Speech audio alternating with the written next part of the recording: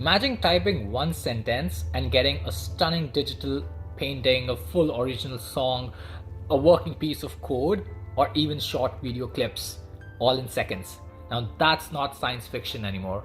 That is generative AI right now in 2026. You can even create short films just using generative AI. Hi there, I'm Pushkal Bhatia from Gen Ignite X. And if you're brand new to this stuff, this series is for you. Today in episode 1, we're just gonna go over, just deep dive a little bit of what generative AI actually is and why it matters to you. So without anything else, let's jump straight into it. So first, let's get the big picture. Artificial intelligence or AI is this giant umbrella, anything where machines do things that normally need human intelligence. Inside that, then comes machine learning. So computers learn from data and its patterns, etc., without being explicitly programmed. That's where we get one step ahead of just automation. And then further deeper inside, you have deep learning. So this utilizes neural networks, which is inspired by like real brains with many layers, or how brains actually work with humans. And then comes the exciting edge, that's today, generative AI. Now this is the creative kid of the family. While most AI predicts or classifies, that's how traditional AI works, generative AI actually creates new things from scratch. We'll be learning a lot more about this as we continue, but that's the broad idea and that's a broad picture of AI, machine learning, deep learning, and then now generative AI. So what exactly is generative AI or Gen AI? So it's a type of artificial intelligence that studies huge amounts of existing data, books, images, songs, code, Wikipedia articles, learns from these patterns, and then generates a brand new content that feels like original. It feels like a human is answering to the things you're asking, right? It can generate text, stories, emails, lot of code. Almost every software engineer is using this today. It can generate images and art, ChatGPT, Grok, whatnot, right? Then it can generate you music, it can generate sound, even it can generate you videos, short clips that they're like really getting good now. We'll be also discussing different tools in upcoming videos, but now it can even generate 3D models, voices, synthetic data. Basically, if you give it a prompt, it invents something that naturally matches what it has learned. And it does so in a manner that feels very natural, very original, but it's all based on what it has learned so far. There was a time when you were using ChatGPT, right? And even now, if you use its previous models, even in the apps, and you ask something that is beyond the data it has learned history from, it would try to give you something that doesn't make sense or something that did not exist. Why? Because it has learned from those patterns over time. And that's how we'll see, that's how we'll understand how this works and how everything kind of comes together and how this magic really turns into reality. And I've already mentioned this, but let's go with the slides, right? So who uses generative AI in 2026? Well, you have content creators speeding up scripts, thumbnails, generating ideas, whatnot.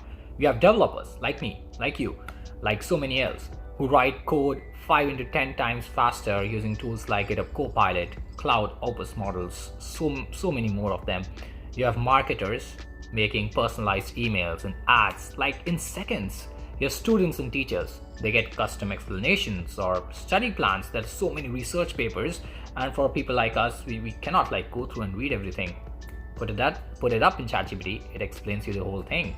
And then they're like regular people, you know, they're making memes, birthday messages, learning new skills, or just having fun in creating new things. It's not replacing jobs, trust me, it's augmenting them. If you know how you use it, you're augmenting your job style, you're kind of upskilling yourself, because the future is AI.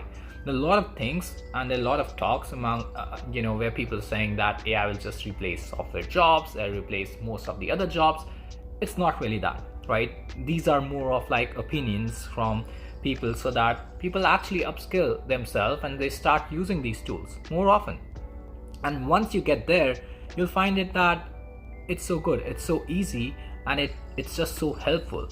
And not only you'll feel that you're among all the people who are already using generative AI, or for that matter just AI, you find that you're at that level where you know that yeah, this is not going to take my job away, but this is just going to make my job much more easier in what it does. So from here, let's get on to the next topic, which is future glimpses of generative AI. There's just unlimited potential to what Gen AI can do next. Personalized education AI tutors adapt instantly to your learning style, delivering custom lessons and explanations that's tailored just for you and your interest. Then there's like healthcare innovation. AI speeds up drug discovery by like predicting molecular interactions and designs personalized treatment plans, and everything is based on your biology. It's so interesting because it can actually work how you want it to work, how you want to make it work. It's going to be tough, but who thought you could create clips, video clips just in seconds today? Then, with video clips there comes like creative industries, artists, musicians, designers. They all can collaborate with AI as like a creative partner, exploring newer ideas, publishing boundaries faster than ever before. And that is something that was not possible if you thought about it 5 years ago. And then there is automated research. Scientific papers are analyzed and synthesized in seconds, accelerating discoveries across every field. There are models which could literally implement research papers in seconds. They're doing work that PhD students and doctors are trying to do, and a model just does it in like 15 minutes. That's where the industry is going. And trust me, the revolution is just beginning. 2026 is only like the starting line, and things will be really rapid from here. So that's why I'm trying to bring this to you, and hopefully to a wider audience, because this is a time you need to get your skills up with AI. You need to get into AI, learning AI skills if not already. So it's important to understand this difference between traditional versus generative AI. And here's the key difference that makes Gen AI stand out. Traditional AI is great at predicting, classifying. Is this email a spam? Yes or no? What movie should you watch next? Netflix and whatnot. Everything uses this, right? But generative AI creates. Write me a bedtime story. Draw me a dragon in space. I don't know, compose a pop song, about coffee, whatever. In 2026, predictive AI runs quietly in the background, but generative AI is the one that's kind of blowing people's mind every day. Every day you have a new tool that could do something beyond your expectations. I was like working with this initially with ChatGPT, and then with Grok, and then with Gemini, and there's just so many models.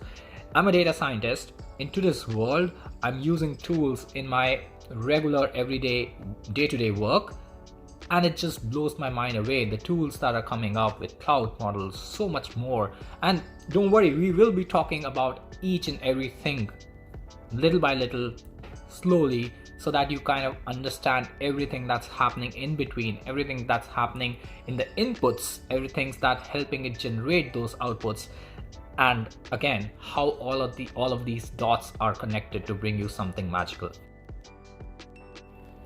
So another question pops up. Why now? Why did this suddenly explode in the recent years? Well, there's a history to it. I won't go too much deeper into it for now. Again, we will be getting much more deeper, but it all started with a 2017 breakthrough, and we called it transformers. They called it transformers. The tech that lets models understand and generate long sequences super efficiently. If you don't understand that, it's basically you're saying a text, and the model or the AI or the whatever the black box is, it generates a long sequence of text. For example, you say, hey, how are you? It kind of understands that, and maybe it translates it into a different language, and it generates that text. That's what generating long sequences basically mean. So it did that super efficiently. Now, cheap powerful computers plus massive public data sets, companies were racing to build bigger models. In 2022, 2023, ChatGPT hits. Everybody tries it. It blows everyone away. they think, and people still are thinking the same way, but it's basically becoming a new norm. By 2026, now models handle text, images, video. In fact, everything at once. We call it multimodal models. You might have heard about these, Grok, ChatGPT. You could give it text, you could give it images, it can generate videos, whatnot. And then we're creating something called agents. Now these agents are nothing but it's basically combination of different large language models coming together doing certain tasks.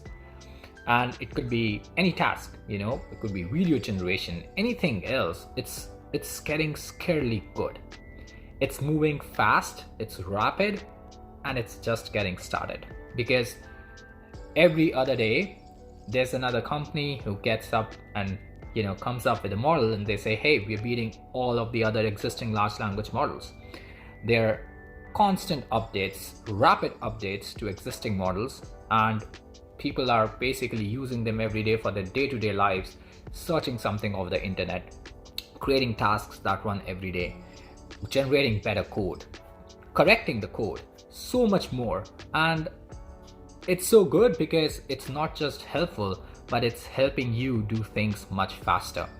And again, we will be getting more into it. We'll be picking those terms which I just mentioned. We'll be deep diving into those terms in upcoming videos. But for now, I think this must be very overwhelming, and we'll be going from here.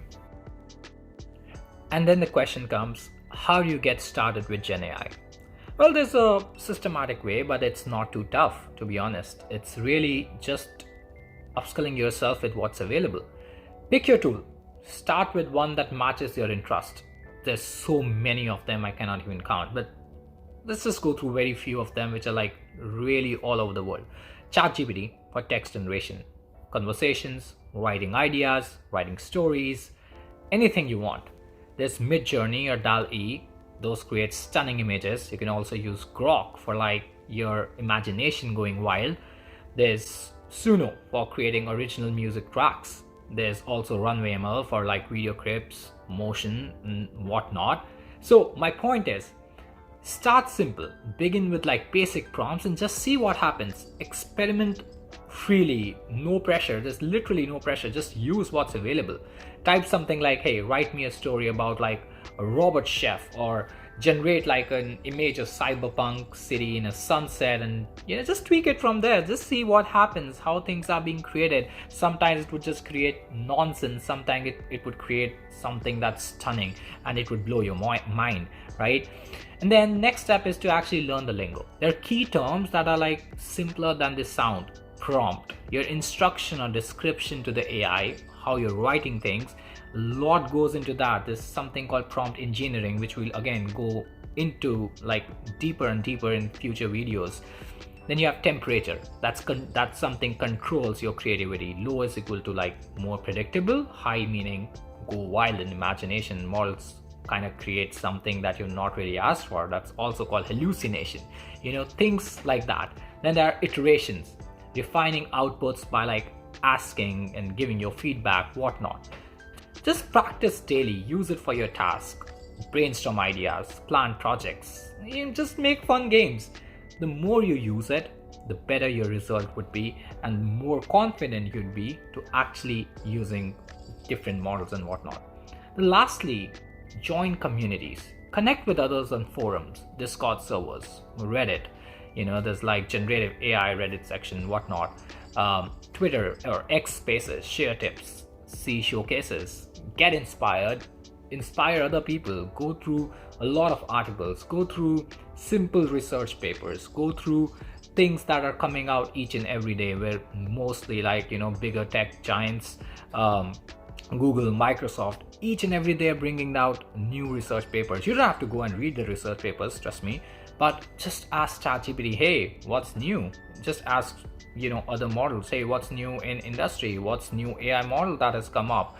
Recently, Cloud released Opus 4.6. Now, obviously, these terms, if you're not very much into Gen AI, you might not know about, but these are like very good models that help you code more efficiently. And trust me, they blow my mind away. Sometimes new models also come up with mistakes, something that the previous models were doing really well, these models are not able to, and that all goes in how they're trained. Even the training of these models are done in different ways: supervised, reinforced.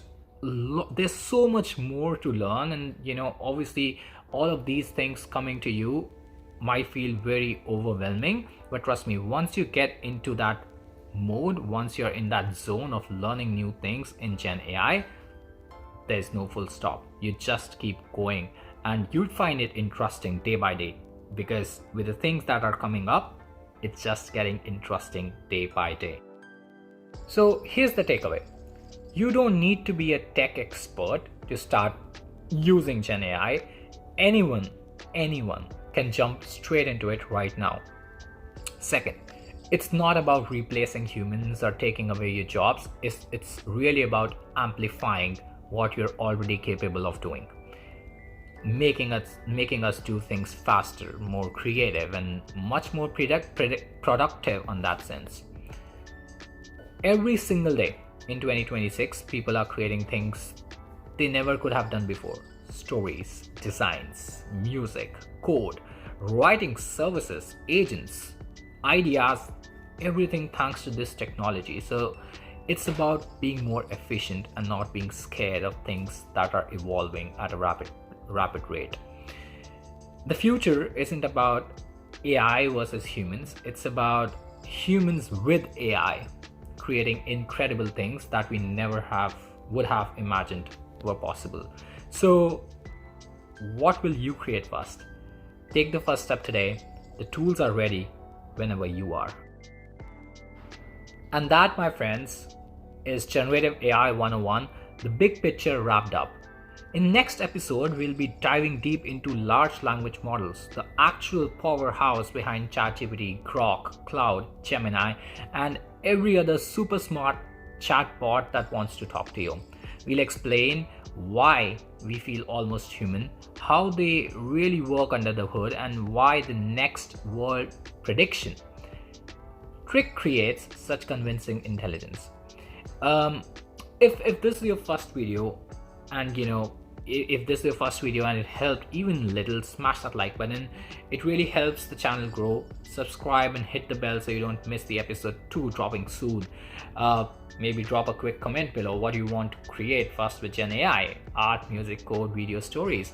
In fact, if you want any other explanation or something that you really want me to explain, just put your thoughts together and I'll see what we can do. Let's build something awesome together. With that, I'll sign off and I'll see you soon. Don't miss it.